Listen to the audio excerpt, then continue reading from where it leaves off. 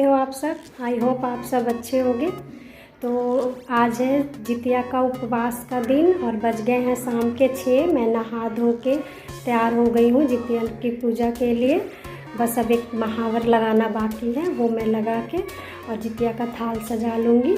फिर मैं दिखाती हूँ आपको मैं जितिया की पूजा कैसे करती हूँ। लगा लिया मैंने अपने पैरों में महावर और मैं पूजा की थाल सजा के आ गई हूँ छत पे पूजा करने। तो यहाँ पे मैं कर लूँगी पूजा। सबसे पहले जितिया को गंगा जल में धो के उनको रख दिया है तुलसी के ऊपर। हमारे ससुराल में तुलसी के चबूतरे के ऊपर ही जितिया देवता का पूजा किया जाता है, पर यहाँ पर मेरे पास चबूतरा है नहीं, तो तुलसी का गमला है मेरे पास, तो यहीं पे रख के मैं पूजा कर लूँगी इनका। तो तब तक मैं करती हूँ यहाँ पर पूजा और मैं सुना देती हूँ आपको जितिया का कथा। तो बहुत पुराने समय की बात है। एक गंधर्व के राजा के पुत्र थे राजकुमार जितवाहन। जितवाहन के पिता बूढ़े हो गए थे, तो उन्होंने जितवाहन को राजा बनाकर वन चले गए, पर जितवाहन को मन नहीं लगता था राजपाट में, तो उन्होंने अपने भाइयों को राजपाट सौंप के वो वन चले गए अपने पिता की देखभाल करने। वहीं पे उन्हें मलयवती से शादी हुई। तो एक दिन जितवाहन जंगल में घूम रहे थे, तो उन्हें एक बूढ़ी औरत रोते हुए दिखाई दी। उन्होंने जाके उनसे पूछा कि आप क्यों रो रहे हो। तो उन बूढ़ी औरत ने कहा कि मैं नाग लोक की कन्या हूँ, तो और मेरे एक ही पुत्र है और नागलोक में हर रोज़ एक नाग की बलि दी जाती है, गरुड़ देवता को सौंपा जाता है उसे, और आज मेरे पुत्र की बारी है, इसीलिए मैं रो रही हूँ। तो जितवाहन उनके पीड़ा से व्याकुल हो गए और उन्होंने कहा कि तुम्हारे पुत्र को मैं बचाऊंगा और तुम्हारे पुत्र के बदले मैं जाऊंगा गरुड़ का भोजन बनने।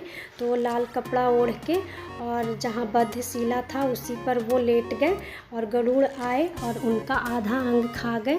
फिर भी एक उफ तक आवाज़ नहीं आई। तो गरुड़ यह देखकर चकित हो गए और उन्होंने कहा कि तुम्हें मैं खा रहा हूँ, तुम उफ तक नहीं कर रहे हो।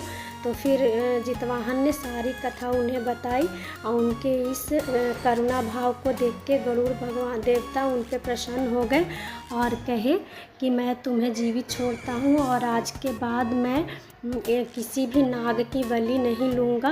और आज है अष्टमी तिथि, तो अष्टमी तिथि के दिन मैं तुम्हें यह वरदान देता हूँ कि अष्टमी तिथि के दिन जो भी औरत इस व्रत को करेगी और उस दिन तुम्हारा पूजा करेगी उनके बच्चे दीर्घायु होंगे।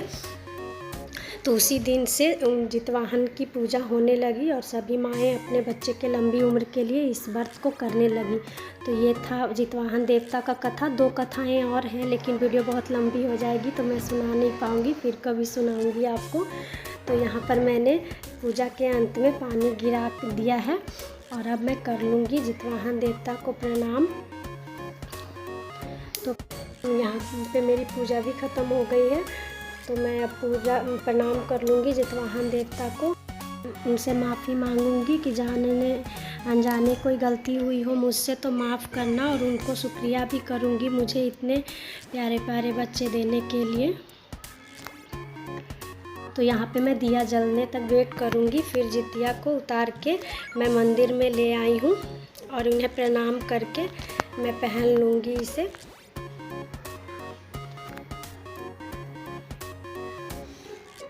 यहाँ पे मेरे बच्चे खड़े हैं प्रसाद के लिए।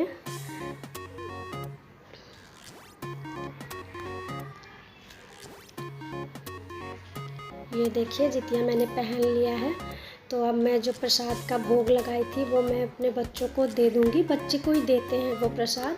तो यहाँ बच्चों ने किया है मुझे प्रणाम, मैंने उन्हें आशीर्वाद दिया है, जुग जुग जियो। आज था जितिया का दूसरा दिन यानी उपवास का दिन। तो उपवास का दिन तो हो गया, पूजा पाठ सारा हो गया। अब बचा तीसरा दिन यानी पारण का दिन। तो पारण में 4 बजे सुबह उठ के नहा धो के पूजा पाठ करके फिर करूँगी, और किससे करते हैं वो मैं आपको बताती हूँ। तो जितिया का पारण सबसे पहले पके हुए खीरे के बीज लेते हैं, चना या क्या होता है वो कुसी केराव बोलते हैं हम लोग, हरा मटर होता है वो, बिल्कुल छोटा साइज़ का होता है। तो वो और चावल के दाने को मतलब हर जगह का अलग अलग रिवाज होता है। ये जो मैं जिससे पारण करती हूँ वो मैं आपको बता रही हूँ, कहीं कुछ थोड़ा सब अलग अलग तरीके से करते हैं। तो इन सब चीज़ों को ले लेंगे जितने बच्चे हैं। जैसे एक बच्चे पे 5 खीरे का बीज लेंगे, 5 चने का बीज लेंगे, 5 चावल का दाना लेंगे और हर बच्चे पे 5-5, एक बच्चे पे 5-5 बीज लेके और उसे कहीं कच्चे दूध से निगलते हैं, कहीं पानी से निगलते हैं। तो उसे पानी से निगल लेंगे। निगलने के बाद जो खाना हमने नहाए खाए के दिन खाया था वही पारण के दिन भी खाएंगे। और उसके बाद फिर आपका जो मन करे बनाए। वैसे तो काले चने का छोले चावल बनता है, फिर तरह तरह के पकौड़े ये सब बनते हैं। फिर आपका जो मन करे अच्छा बना के खाइए। बस व्रत को पूरी श्रद्धा से पूरा कर लीजिए, भगवान के आगे संकल्प करके, और हो भी जाता है। मन में विश्वास हो तो व्रत पूरी हो भी जाती है। तो फ्रेंड्स, जीवित पुत्रिका व्रत के बारे में मेरी दी हुई जानकारी यदि आपको अच्छी लगी हो, मेरा पूजा मेरी तैयारियां सब अच्छी लगी हो तो प्लीज़ मेरे वीडियो को लाइक करें। और यदि मेरे वीडियो को लाइक समझा हो आपने तो प्लीज़ सब्सक्राइब करें।